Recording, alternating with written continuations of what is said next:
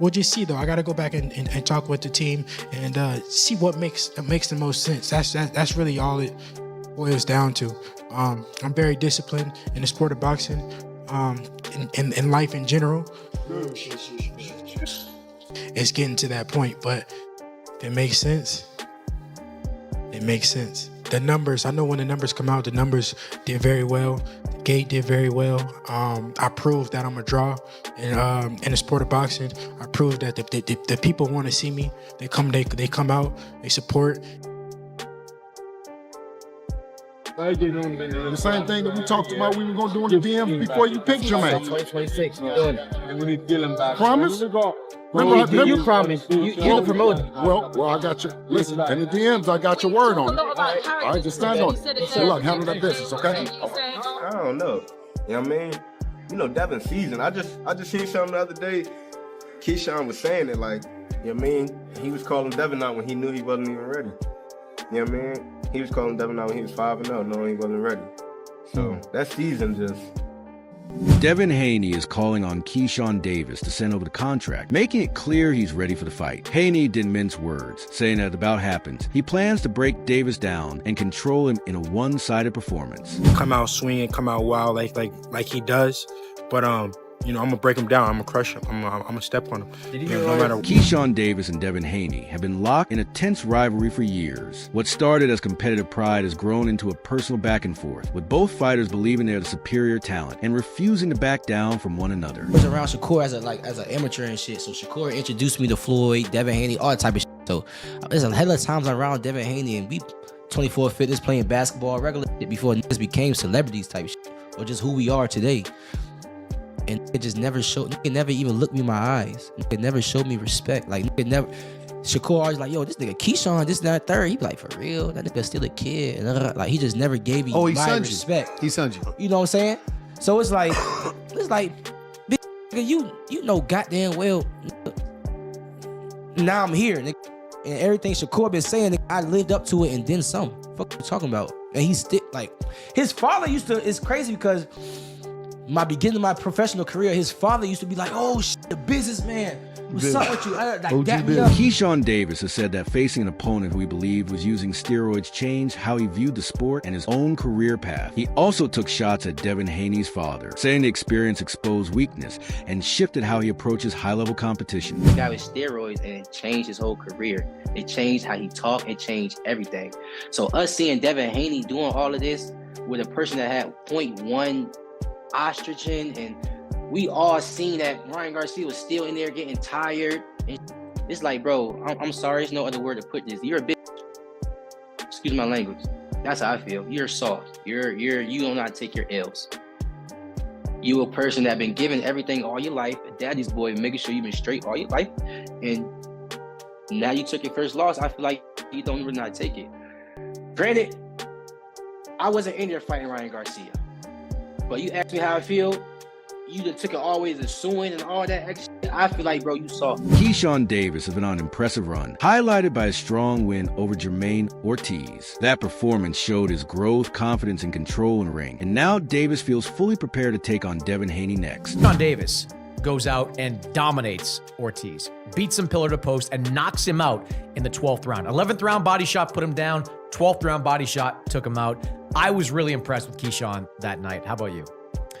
Yeah, no, I was impressed because Ortiz was a handful.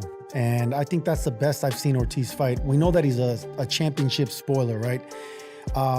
If you're not careful with guys like Ortiz, they can win quiet rounds. And next thing you know, you're in trouble in the later part of the rounds. This fight could have turned out that way, but Keyshawn never allowed Ortiz to play the spoiler. And he closed the show. If Keyshawn wouldn't have got that knockout in the end, then I probably would have picked apart that performance a little bit and been like, you know what, man, Keyshawn wasn't at his absolute best. He could have done this. He put it in another gear. It was a big moment, a big stage, but he closed the show. And he never let the spoiler play it. Shakur Stevenson spoke highly of Keyshawn Davis, saying that no one around him matches Keyshawn's level. Stevenson explained that Davis has helped prepare his brother and others, but made it clear that Keyshawn operates on an elite tier of his own. Like this, right? It's kind of, I'm not going to say it's kind of unfair. What you mean? It's unfair for these fighters to the point where that's really my brother, and we could really help each other and prepare for these fights. So when he going out there, right? Tommy Smalls offered his thoughts on the rising tension between Devin Haney and Keyshawn Davis, explaining that timing and readiness are everything in boxing. He remembered how Keyshawn was calling Devin out very early in his career, even when he was only 5-0, and suggested that Davis may not have been fully ready at that point. To Smalls, that moment showed how important experience and seasoning are before taking on certain challenges. At the same time, he pointed out that Devin and Keyshawn have been around the sport for a similar length of time, which makes their potential matchup even more interesting. Smalls believes it would be a strong fight that fans would truly enjoy. He also questioned whether weight could play a role, mentioning that he once thought Devin would face Shakur Stevenson first. No matter the order, Smalls sees this matchup as unavoidable and exciting. 7 for me, so it is what it is. You know what I mean? I gotta see everybody above me. You know what I mean? If you're not above me, I ain't worrying about you. If you got one of them belts, I'm on that ass. You know what I mean? Do you like to hear that? Like hearing more guys at 140 or the big name dudes jump into your division? Yeah, big name. I thought you was about to say just, I don't want just anybody just moving up to 47. Ain't gonna do nothing but get crowded, but the bigger names ain't doing nothing but making more opportunity. You know, they gonna be, everybody scanning each other. And them coming up, they gonna have to be looking for somebody that's above them. You know what I mean? So it is what it is. I'm ready to get it on. In your opinion, who wins that fight if it were to occur? Out of who? Devin and Keyshawn. I don't know, man. I don't know. Keyshawn was saying it like, you know what I mean? He was calling Devin out when he knew he wasn't even ready. You know what I mean? He was calling Devin out when he was 5-0, knowing he wasn't ready. So that season it play a part. You know what I mean? But they both been in the game about the same time, man. It's gonna be a good fight. It's gonna be a good fight for sure. Do you think the weight is gonna play a role? I honestly thought Devin and Shakur would end up fighting first.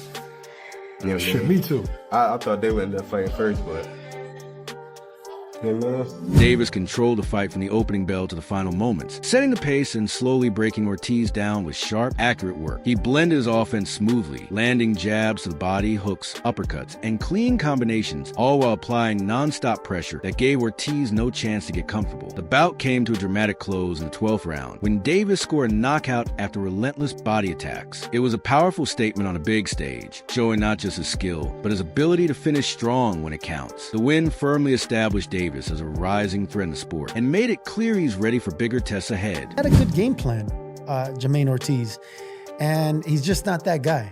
He's come up short now 3 times on the biggest stage possible. No shame losing to Loma, Lopez, and Keyshawn, but when you're getting knocked out in the last round, that's when you start questioning your stance in the top of the game. But that's credit Keyshawn, man. He closed the show and he looked incredible. I thought Keyshawn was really good. He obviously filled out the weight really well. He is a strong 140-pounder. Body work has become his MO. You go back to the Dennis Baranchik fight, knocked down Baranchik, kind of went the same way. Knocked down Baranchik in the 3rd round with a body shot, knocked him out in the 4th round. This time was the 11th and the 12th round for Jermaine Ortiz. I would disagree with you that I didn't like Ortiz's game plan. I thought he should have moved a lot more. Many analysts believe that by 2026, the most exciting fight in boxing could be Keyshawn Davis versus Devin "The Dream" Haney. Tension has been building for years between Davis, his brothers, and Haney, with constant verbal exchanges driving fan interest. While Haney has been linked to opponents like Gervonta, Tank Davis, and Mario Barrios, plenty of observers feel that a showdown with Keyshawn would deliver more excitement and financial appeal. Davis, already a champion at 135 pounds, has impressed fans with performances that some found more thrilling than Shakur Stevenson's, shifting attention toward even bigger matchups. Keyshawn Davis brothers, and Devin "The Dream" Haney. I believe in the 147-pound division that a Keyshawn Davis versus Devin Haney will be just as interesting, just as lucrative than any of those fights that we mentioned. A potential fight with Rolly Romero, potential fight with Devin Haney and Crocker. I think Keyshawn Davis and Devin Haney will be a way better fight than that. Mario Barrios, I think that Keyshawn Davis and Devin Haney promo will be way better than the Mario Barrios and Devin Haney. And of course, those are unification bouts, but we also in the landscape of boxing in which belts don't matter as much. It don't matter as much. It matters, but it don't matter as much. Keyshawn Davis was already a champion in the 135-pound division, and where he performed very, very well.